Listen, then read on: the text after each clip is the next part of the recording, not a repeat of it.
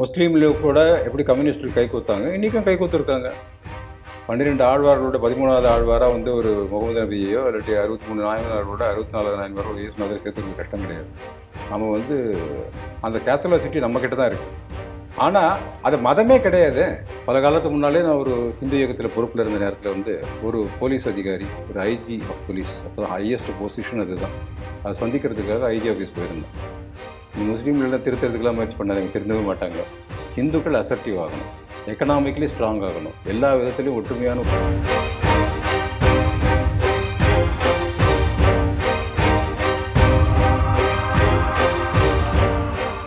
யோகியா சொல்கிறாரு, அவரோட கருத்து பிரகாரம் என்ன சொல்கிறாருன்னா, கிழக்கு வங்க பெண்கள் மனம் விட்டு சிரிக்கும்போது அந்த அழகு அவ்வளோ அழகாக இருக்கும், அந்த பெண்கள் சீரழிச்சிருக்காங்கன்னு சொல்கிறார் அவர்.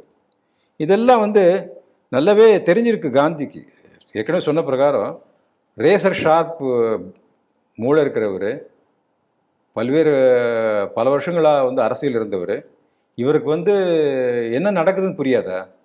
முஸ்லீம் லீக் என்ன பண்ணுறாங்க தெரியாதா? ஹிந்துக்கள் பாதிக்கப்படுறாங்க தெரியாதா? ஆனால் கருத்து தெரிவிக்கவே இல்லை, கண்டனம் தெரிவிக்கவே இல்லை.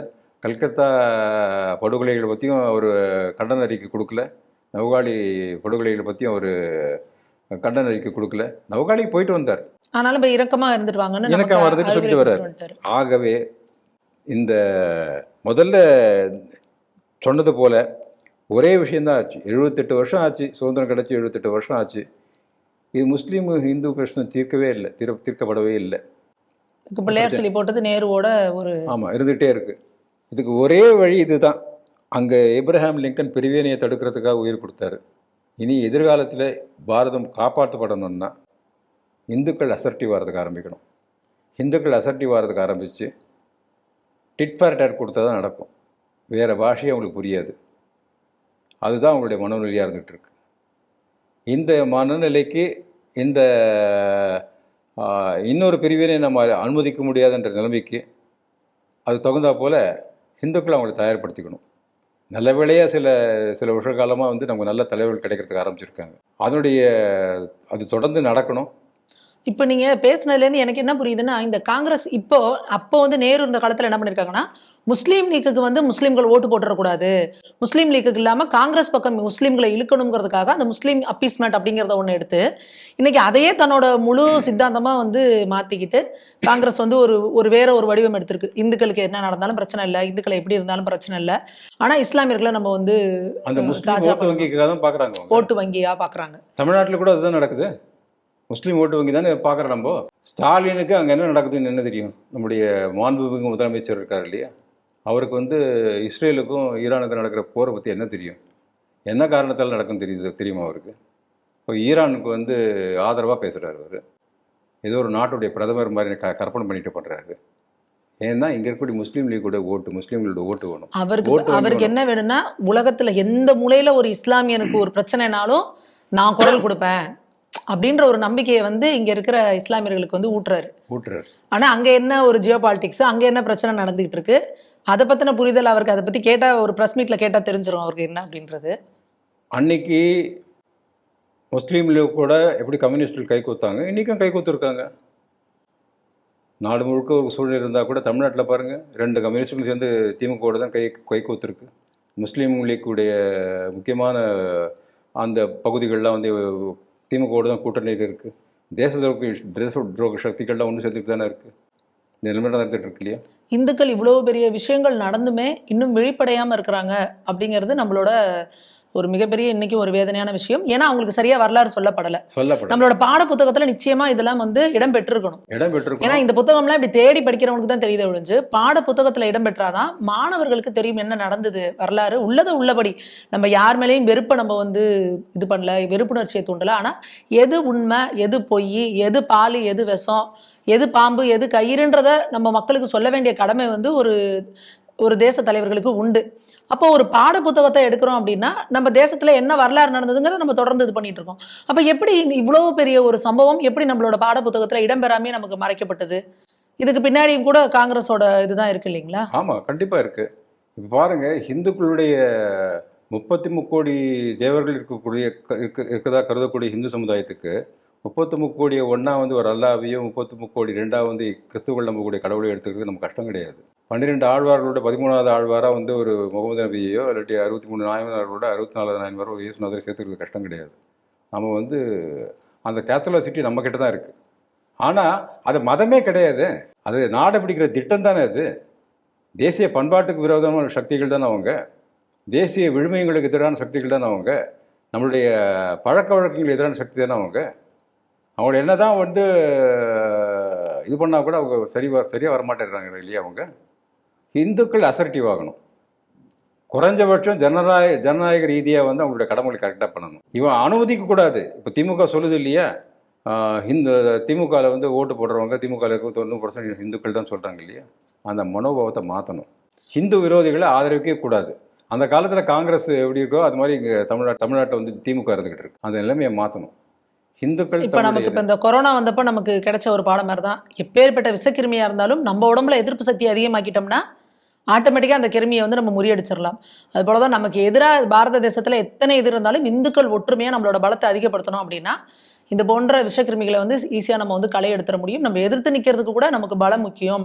நம்ம வந்து எண்ணிக்கையிலையும் கூட இருக்கணும். இன்னைக்கு நம்ம இப்போ சமீபத்தில் கூட அந்த ஒரு நம்ம சர்வேல பார்த்தோம், இந்துக்களோட பர்சன்டேஜ் வந்து மைனஸில் போயிட்டு இருக்கு. அதே அவங்களோட இது வந்து 40% மேலே அதிகமாயிருக்கு அப்படின்ற ஒரு பெரிய ஒரு சர்வே வந்து நம்ம வந்து பார்த்தோம். இதை இந்துக்கள் உணரணும். ஏன்னா இன்னைக்கு பெரும்பாலான இந்துக்கள் வந்து குழந்தை பெற்றுக்கிறதுக்கே வந்து ஒரு குழந்தை போதும், இல்லை அந்த குழந்தையை பெற்றுக்கணுமாங்கிற கேள்விக்குறியில் இருக்கிறாங்க. அதே மாற்று சமுதாயத்தை சேர்ந்தவங்க பார்த்தீங்கன்னா 3 பிள்ளை 4 பிள்ளை 5 பிள்ளை அப்படிலாம் பெற்றுக்கிறாங்க. ஸோ இப்போ இந்துக்களுக்கு நம்மளோட குழந்தைகளுக்கு நம்ம இதையும் சொல்லிக் கொடுக்கணும். குறைஞ்சபட்சம் 3 குழந்தைகளாவது பெற்றுக்கோங்க. ஏன்னா நம்மளோட எண்ணிக்கை தான் நம்மளோட பலம்.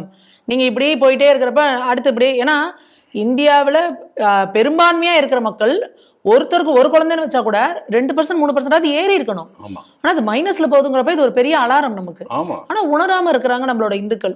நம்மளோட சோம்பேறித்தனம், நம்ம வந்து ஒரு குழந்தைய வளர்க்குறத ஒரு மிகப்பெரிய கடமையா நினைச்சுக்கிட்டு, இன்னொன்னு அந்த குழந்தைய வந்து நான் வந்து பெரிய ஹைடெக்கா நான் படிக்க வைப்பேன், ஒரு குழந்தைக்கு ஒரு எல்கேஜிக்கே நான் வந்து 2 லட்சம் செலவு பண்ணுவேன், 3 லட்சம் செலவு பண்ணுவேன், இப்படிலாம் நம்ம யோசிக்கிறோமே ஒழிஞ்சு நாளைக்கு நம்ம குழந்தை ஒரு வீட்டுல நிம்மதியா தூங்கி எந்திரிச்சு ஸ்கூலுக்கு போயிட்டு வர்றதுக்கான நிலைமையை உருவாக்குறோமா அப்படிங்கிறத நம்ம யோசிக்கிறது இல்லை. நாளைக்கு நம்ம சொத்து சேர்த்து வைக்கலாம்.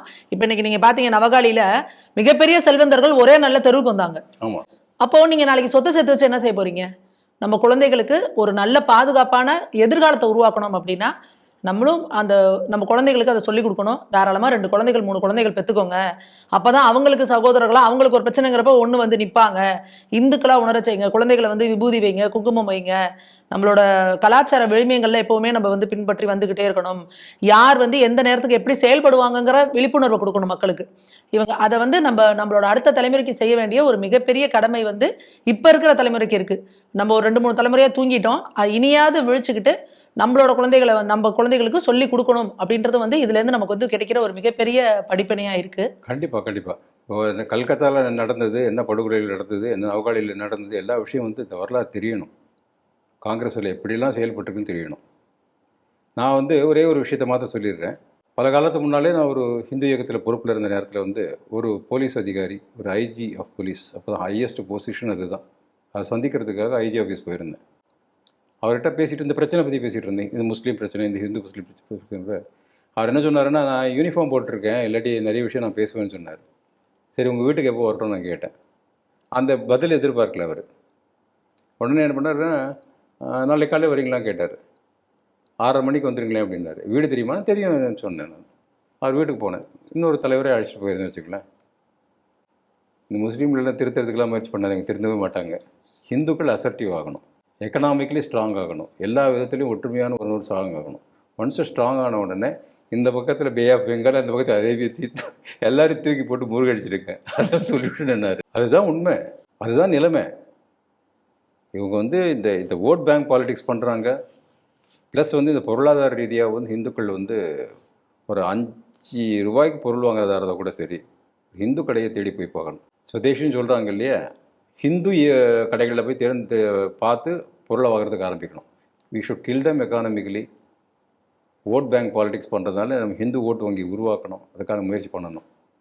எல்லாம் பண்ணிகிட்டு இருந்தோம்னா சொல்யூஷன் கிடைக்கும்னு நினைக்கிறேன். நன்றிங்கய்யா. ஒரு மிகப்பெரிய ஒரு மனசுக்கே ரொம்ப கனமாக இருக்கக்கூடிய ஒரு விஷயத்தை வந்து நிறைய எக்ஸ்பிளைன் பண்ணீங்க. நிச்சயமாக இதை பார்த்துட்டு இருக்கக்கூடியவங்க வந்து உங்கள் வீட்டில் இருக்க குழந்தைகளுக்கு இதை நிச்சயம் போட்டு காட்டுங்க. எப்படி வந்து திட்டமிடப்பட்ட ஒரு இனப்படுகொலை நம்ம பக்கத்து வீட்டில் நமக்கு நண்பர்களாக உறவினர்களாக பழகிட்டு இருந்தவங்க கிட்டத்தட்ட மாதக்கணக்கில் திட்டமிட்டு நம்மளை கூடவே இருந்து நம்மளை கொல்றதுக்கு, நம்ம வீட்டு பெண்களை வந்து சூறையாடுறதுக்கும், நம்மளோட சொத்துக்களை சூறையாடுறதுக்கும் எந்த அளவுக்குலாம் செயல்பட்டாங்க அப்படிங்கிறத வந்து வரலாறு நெருக நமக்கு வந்து கிடைக்குது. இதுக்கு ஒரு அரசாங்கமே துணையாக இருந்திருக்கு அப்படின்னு நினைக்கும் போது அது அடுத்த லெவலில் நமக்கு வந்து ஒரு மிகப்பெரிய அதிர்ச்சியாக இருக்குது. இந்துக்கள் உணர வேண்டியது ஒன்று தான். நாம் எல்லோரும் நம்மளோட பாரத தேசம், நம்மளோட கலாச்சார விழுமியங்கள், நாம இந்துக்கள், என்னோட கோவிலை திட்டுறவங்களையோ என்னோட கடவுளை பழிக்கிறவங்களுக்கோ நான் ஓட்டு போட மாட்டேன். இதுதான் இந்துக்களோட அரசியலா இருக்கணும். உங்களோட அரசியல் கட்சி எதுவா வேணா இருக்கலாம். இன்னைக்கு அரசியல் கட்சி எத்தனை இருந்தாலும் இந்துக்களுக்கு எதிராக பேசுறதுக்கு எந்த ஒரு அரசியல் கட்சிக்கும் துணிச்சல் வரக்கூடாது. அதை நம்ம ஒற்றுமையை நம்ம பலமா நம்ம வெளிப்படுத்தணும் அப்படின்னா மட்டும்தான் நாளைக்கு நம்மளோட வருங்கால தலைமுறை பாதுகாப்பான கையில இருக்கும். இங்க அரசியல்வாதிகளுக்கு என்ன தேவைன்னா நம்மளோட ஓட்டு தான். நம்ம ஓட்டுக்கு அவங்க என்ன செய்வாங்கன்னு தலைகீழா நின்று அவங்க வந்து குட்டிக்கரணை போடனாலும் போடுவாங்க.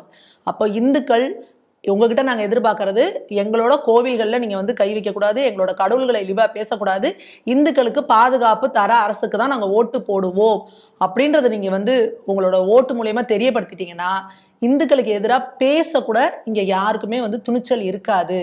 அப்போது நம்மளோட ஓட்டோட வலிமை என்ன அப்படின்றத இந்துக்கள் உணரணும்.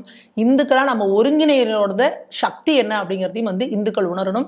அதுக்கான ஒரு மிகப்பெரிய படிப்பினை இது போன்ற நம்ம முன்னோர்கள் லட்சக்கணக்கான பேர் அவங்களோட உயிரை கொடுத்துட்டு நமக்கு இது ஒரு படிப்பினையாக கொடுத்துருக்காங்க. இதை நம்ம அடுத்த தலைமுறைக்கு தெரியப்படுத்தணும். அதுபோல் இந்த புத்தகத்துக்கு வந்து நான் ஆரம்பத்தில் சொல்லியிருந்தேன், இந்த புத்தகத்துக்கு நிறைய என்கொயரி வருதுன்னு. இது அமேசானில் கிடைக்கிது. அது மட்டும் இல்லாமல் இது எனக்கு அமேசான்லாம் இல்லை, எனக்கு ஃபோன் நம்பர் வேணும் அப்படின்னீங்கன்னா அதுக்கான ஃபோன் நம்பரும் வந்து இங்கே டிஸ்கிரிப்ஷனில் கொடுத்துருக்காங்க. அதை பார்த்து நீங்களும் வந்து தொடர்பு கொண்டு இந்த புத்தகத்தை நீங்கள் வாங்கிக்கலாம். யாருக்காவது வந்து நீங்கள் பரிசளிக்கிறனாலும் படிக்கலாம். தொடர்ந்து இதில் இன்னும் நிறைய விஷயங்கள் இதை பற்றி இருக்குது. அடுத்தடுத்த தொடர்களில் அதை பற்றி நாம் உரையாடலாம். நன்றி, வணக்கம். நன்றி, வணக்கம்.